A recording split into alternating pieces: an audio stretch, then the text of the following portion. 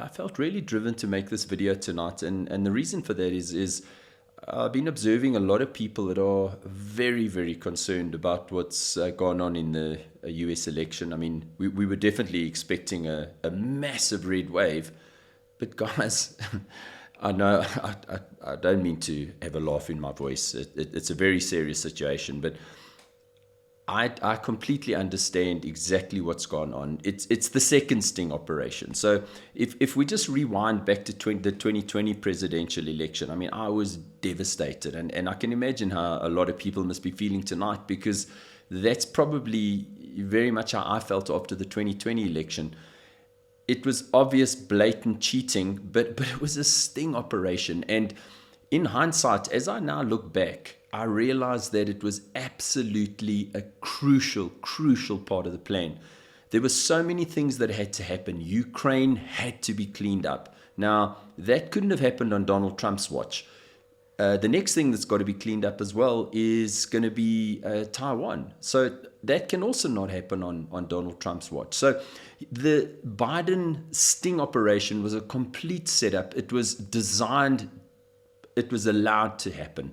I never realized that at the time. I mean, going all the way back to 2020, I pretty much had a lot of sleepless nights around the election. And certainly on the 20th of January 2020, when I expected the resident Biden to be arrested by the military, when he wasn't arrested, guys, it was one of the longest, terrible evenings I ever went through. But as I spent the next couple of days intensively researching and having a look at everything that had gone down, it was blatantly obvious that Biden had not indeed ever been inaugurated president. In fact, he has never set foot in the White House since he was not elected president and not inaugurated. So, guys, the last 2 years has been a crucial part of the plan, where a lot of things had to happen. There were a lot of people that were kind of still in the... Guys, I hate to call them Republican and Democrat, but let's say the good and evil camps, for want of a better word. And those people back in 2020 would have been willing to go to war for the Democrats or the evil side. Whereas as the plan has evolved over the last sort of 2 years or so, those people have started to wake up. And I think one of the key wake-up signals for a number of people that have still been allowing themselves to remain under mind control was this election. Because leading up to the election, there was a lot of, even the Democrats themselves were saying that the Republicans were going to cheat. So people's minds were being primed. People were being prepared for the fact that this was not going to be a free and fair election. So the election was allowed to go ahead, which is absolutely fantastic, because it appears that the Republicans, or should we call them the good guys? Guys, bear in mind there's bad people on both sides, but as things are unrolling or unraveling at the moment, the Democrats definitely seem to be playing the communist card completely, and the guys from the Republican side seem to be on the side of good. So at this stage, guys, it appears that they've won the Congress, which is fantastic, because what that basically means is that's cut off the money. All financing has to go through Congress first. But more importantly, those poor people that have been locked up, those January the 6th, really innocent folks who went in for a photo opportunity, that have been kept in solitary confinement, etc., at least that is going to come to an end now, because now that the Republicans are in charge in the Congress, obviously that whole January the 6th sham is going to come to an end. And it appears that they may also win a majority in the Senate. So it hasn't been a total bust, guys. The important thing is, with a majority in the Senate and in Congress, it means that they can follow legal routes and possibly impeach Biden, etc. But it appears that that's not the route that they're going to be going. This was the second sting operation. So the first sting operation was the 2020 presidential election, where it was actually conducted as a quantum election, the first quantum election, which would be impossible to cheat in. So they knew where every single ballot was, they knew where every single ballot was cast, etc. But they allowed Biden to come in, and it was also partly due to pressure where the deep state was threatening to blow up nuclear weapons, etc. So that was the reason that Biden was allowed to come in. But that's not the only reason. The major reason why the White Hats have permitted this is there was a lot of stuff that had to go on in the background. There was a lot of stuff that needed to happen on Biden's watch that they could blame it on Biden, because it wouldn't reflect very well on President Trump. So he had to lose that election. Well, when I say lose, he had to pretend to lose the election. They had to allow Biden to not be inaugurated, because he never was. He was actually inaugurated on the Satanic Bible. So go and have a look at that. You'll actually notice that they've got this horrific-looking, monstrous book that he actually puts his hand on. It's not the Bible. And there were so many things. He was inaugurated, or at least Camel Toe Harris was inaugurated before him, which is illegal. He was inaugurated before 12 in the day, which was also illegal, because President Trump was still unofficially the 45th president. But just also bear in mind that at no time has President Trump not been in charge. So he's been working in the background. He has always been the commander-in-chief of the military, and he's always been the 19th president of the republic. So when he was inaugurated on, I think it was the 20th of January 2017, he was inaugurated as the 19th president of the republic. He was inaugurated as commander-in-chief, and he was inaugurated as the 45th president of the now bankrupt PLC, USA Inc. PLC, which Biden is now the 46th president of. So Biden is really only the president of a defunct, bankrupt corporation, which has no meaning at all. But going forward, guys, the military has got to step in, because I think if the military doesn't step in this time, the patriots that have been patiently sitting in the shadows, the patriots that have been sitting with all of their AR-15s, etc., they are losing patience. So, guys, I don't believe that the military has any choice right now. Everything is in place. All the intel that I have to hand is that both the Rothschilds, the Rockefellers, the Pursuers, etc., have actually capitulated. Most of their leadership, I mean, you've been noticing at the moment, is it Evelyn Rothschild has miraculously passed away. David Rockefeller. So guys, these are the key pivotal players that are now publicly being demonstrated to have been removed. So things are really, really moving along at a rapid rate. So please don't be concerned about the US elections. It's all part of the plan. This has been one of the most massive sting operations ever. It's literally been running.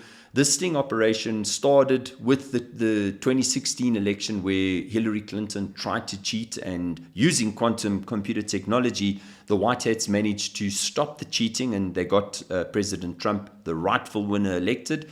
And then in 2020, they allowed the steal because they needed new evidence, because Barack Obama, just before he left office, had pardoned every single criminal act that was committed by all of the cabal members was pardoned. So they had to commit new crimes. So that was the one reason.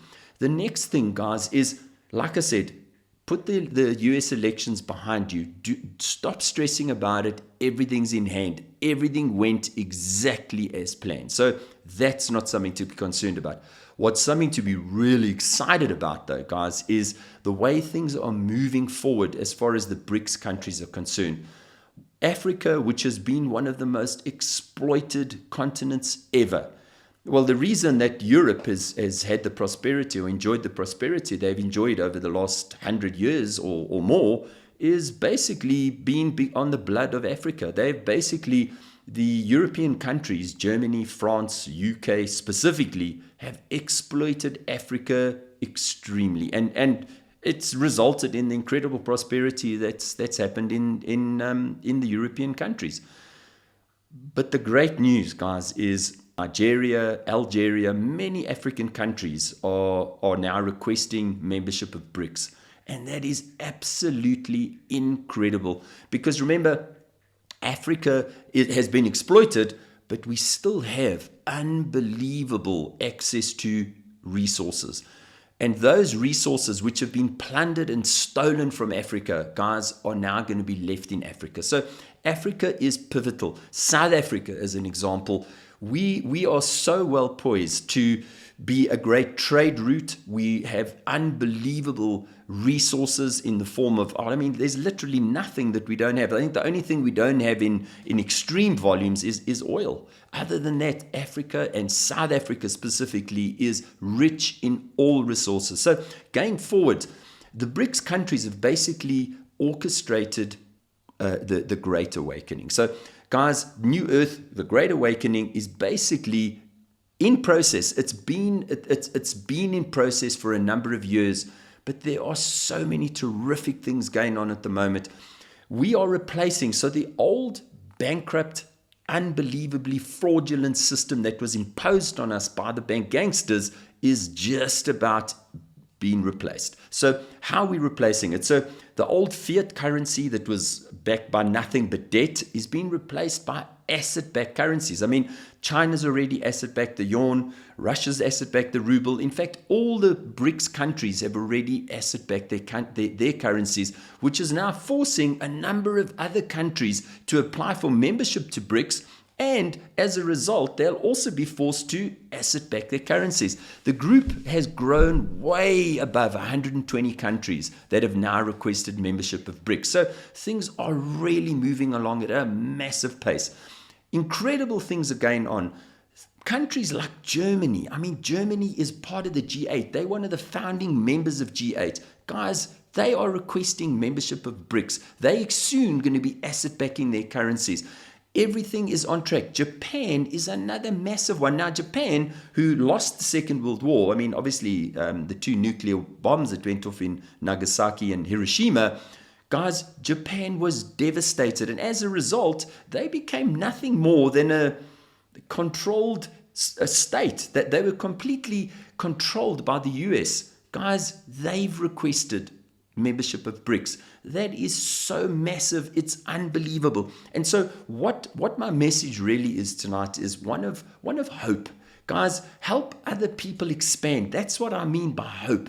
Guys, there is so many positive, amazing things going on as far as making sure that everybody's needs are going to be taken care of in the future. Monies have been set aside for the upliftment of humanity. The currencies, they're doing something called the global currency reset.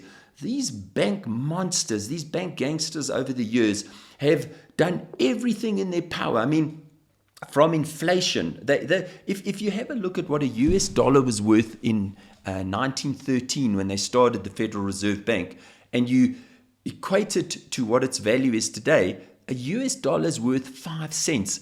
Guys, it's been an orchestrated plan by these bank gangsters. They have literally, through inflation, by making everything more and more and more expensive, by just printing this ridiculous debt-based currency, what they've done is they have basically stolen all the real wealth. They've stolen the gold, the platinum, the real resources from us, and left us holding this debt-based currency. That was their first move. Everything that they've done over the years has been to the detriment of humanity. Guys, that is coming to an end. So the fiat currency is being replaced by asset-backed currencies. It's being led by the BRICS countries. So the BRICS countries are saying, if you want to buy our resources, we're not accepting your debt-based currency any longer. We want real assets. So in other words, we're going back to a barter economy. The other thing that's busy happening is their banking system. We have relied on their banking system, and they created a really fraudulent, evil banking system where we were forced to deposit our money. In other words, the moment you deposit your money, you transfer ownership of your money to a institution, to a bank. Guys, that whole system is being replaced with something called, well, I'm going to call it the quantum financial system. We're not sure what the name is, but it's going to be based on a quantum computing system, which is absolutely impossible for anybody to hack. So your money is going to be completely safe.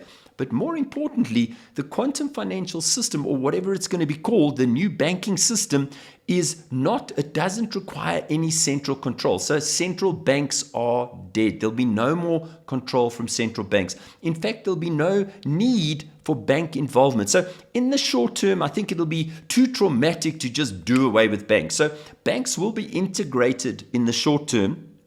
But in the long term, you are going to be engaging with your own bank account. In other words, you no longer deposit, lose ownership of your money, give it over to another. You're going to now in future posit your money. You posit your money means you always control, you always manage your money.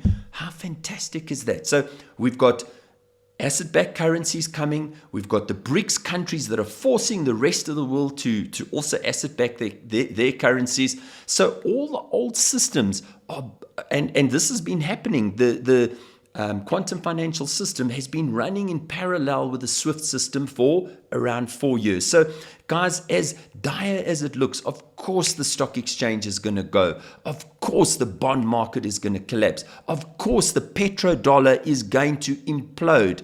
But as I say, guys, everything, the white hats have thought about all of this. The white hats have put safety nets in place, safety nets in the form of asset-backed currencies, safety nets in the form of the quantum financial system, and NESARA. Now, NESARA is an extension of NESARA. So NESARA was an amazing, I guess, culmination of the work of an amazing general. So he was a General Schwarzenegger.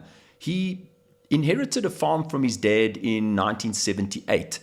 And fortunately, it's amazing. I think it's amazing how Source, Prime Creator, God, I don't know, there definitely is a greater power than us. Call it whatever works for you. But how amazingly Prime Creator works. Back in 1978, the banks were doing horrific things. They were foreclosing on properties. They were putting clauses into loan agreements. It was horrendous. So what they did to Roy Schwarzenegger was he inherited the farm from his dad, but his dad had taken out a very, very small loan, but there was small print in the loan. And in the small print, it said there that if he hadn't repaid the loan, the ownership of the property would revert to the bank, even though the property was worth way more than the loan. Anyway, Roy Schwarzenegger thought that was ridiculous, and obviously because the courts are captured as well, he lost the farm. But unfortunately, or fortunately for us and unfortunately for the bank gangsters, he was a general. And so he had a lot more clout, he had a lot more pull than the average person. And he then dedicated the remainder of his life to find out how the banking system worked, what went wrong, and how could the banking system defraud their customers the way that they did. Anyway, this court case went on for a number of years. By around 1992, in fact, it was earlier than that, around 88, they had already won the case. And when I say won the case, they found, when I say they, the courts found that there was a completely fraudulent, illegal banking system in place. From the moment that money's created, in other words, it's fraudulently created by just this group of bank gangsters out of thin air, they found that to be illegal all the way through to the entire banking process of fractional reserve banking, etc. And as a result, the SCOTUS, the Supreme Court of the United States, was given the job of creating a new system. It took them from 1988, I think, all the way up to about 1996 to actually create NESARA. So NESARA was a result of the work done by the Supreme Court of the United States. They created a new, fair, equitable system. They then obviously, because most of the Supreme Court justices, and certainly Justice Roberts, are very captured. And as a result, they really dragged their feet. They put as many obstacles in the way as they possibly could, that eventually by around 2000, the military, because the military, obviously with Roy Schwarzenegger being a general, the military was directly involved in the rollout of NESARA. And as a result, in 2000, they actually forced Bill Clinton to actually sign NESARA into law. But unfortunately, guys, NESARA was the US version, was the National Economic Security and Reformation Act, was meant to be announced on the 12th of September 2001. And we all know what happened on the 9th of September 2001. That was the Twin Towers disaster. Guys, that was how these monsters stopped the announcement of NESARA. And so as a result, obviously they wanted this whole business to disappear because it was very uncomfortable. It would have been the end of the bank gangsters' world. And so by this ridiculous war on terrorism, or whatever they try to call it, it was all a hoax, guys. The entire Osama bin Laden was a CIA operative. It's a long story, guys. I've got those search engines. I highly recommend that you take these 12 search engines that I'm going to put in the comments column and go do some research on 9/11. You might be shocked at who was actually responsible for it. The next thing that we need to consider, guys, is they have managed to delay by orchestrating 9/11, etc. And Justice Roberts then put an order in place that nobody, called a gag order. He put a gag order in place that anybody who spoke about NESARA would be charged with treason. But obviously, Roy Swazinger wasn't going to just disappear. And so over time, the process has been pushed forward. But the difference, guys, this time, Donald Trump has been president. The White Hats have really taken control. NESARA, guys, is that safety net. So NESARA, most people believe that NESARA is not going to happen. Guys, NESARA, everything. I look around, I study the financial markets, and I can guarantee you 95%, if not more, of what needs to be in place for NESARA to happen has happened. So NESARA is in place. The safety net is in place, guys. So yes, it is going to be scary. Yes, the stock market is going to crash. Yes, it's going to look like the military is in control, and the military has been, guys. So if you're concerned about martial law and the military stepping in now guys, I don't have definitive information on this. So this is me speculating. I feel that the military has to step in this time. And the reason that I'm saying that, guys, is back in 2020, people were patient. Back in 2020, we could say to the Patriots, guys, hold the line. But if nothing's done this time, I really believe that those Patriots that have been really patient for 2 years are going to step up and go, this is far enough. We're not going to accept this any longer. If you as the military and you as the government, who are meant to be looking out for us, are not going to take care of us, we're going to take it into our own hands. So I really sincerely believe, guys, and I really don't like putting timing on things, but what feels intuitively comfortable for me is anywhere between the 11th of November and the 22nd. Now, 11/11 is a very, very powerful number, and 11/22 is also, or should I rather say 22/11, the 22nd of November, both very powerful dates. So I have a very, very strong feeling that so much has been going on in the background. This war has been a clandestine war. So if we really look at it, and maybe we shouldn't look at it in phases, but I look at this now, we're moving to phase 4. Phase 1 was really where the military approached Donald Trump in around 2014 and said, if you don't run for president, we are going to have to conduct a coup d'etat because we cannot allow this communist Barack Obama to carry on destroying America. So that was phase 1. Phase 2 was the election of President Trump. So phase 2 was really from 2017 till 2020 when his presidency, and I'm putting in air quotes here, ended, but it didn't end. But let's say that was phase 2. Phase 3 was the sting operation. So phase 3 was where Biden was allowed to pretend to be the president. That was phase 3. Guys, I see us now moving into phase 4. So phase 3 was where they had to be clandestine. Things had to be done in the background. Now, I believe we're moving into phase 4. Phase 4, guys, these are just my words. I don't have this. It's not intel. This is just me figuring and thinking this through like this. Phase 4 is now where the military actually comes out and actually says, guys, we've been in control for the last 2 years, and things are no longer done behind the scenes in the background, but things are now going to become more overt. So that's, I believe, where we're going to be moving, and very, very soon, guys. And that's why I keep saying, and I know I sound like a stuck gramophone record, but remember, this has been a war. Things in war are fluid. As much as we've believed, and we really have, we've had solid intel that things were going to be ending, things were going to be moving along a lot quicker. But remember, in the state of war, both sides use misdirect. So very often the information we get comes from reliable sources. It's from people we really trust. But guys, it's been given to us by the white hats as a misdirect. Why? Well, because when we get misdirected, so did the deep state, etc. So it's been a very fluid war. But based on everything I see, there are really no more moves left for the deep state. They are pretty much like cornered animals, and they've been cornered animals for a very long time. So things are really coming to a head. Things are going to be over very soon. But let me remind you, that stuck gramophone part, guys, it looks like we need to cut off the bank gangsters' money. I mean, as long as they've got money, they can carry on doing evil things. And money's not just paper money, guys. Money's online. So the current internet is called Mockingbird. So the current internet is evil, and it's completely controlled by the deep state. So they can manufacture and maneuver and do all sorts of horrible, nefarious things. So one of the very important things that needs to happen is we need to shut that internet down. So in order to shut that internet down and start a new internet, which is going to be called Odin, guys, that's going to take 3 days. So bank on the fact that you're not going to have internet.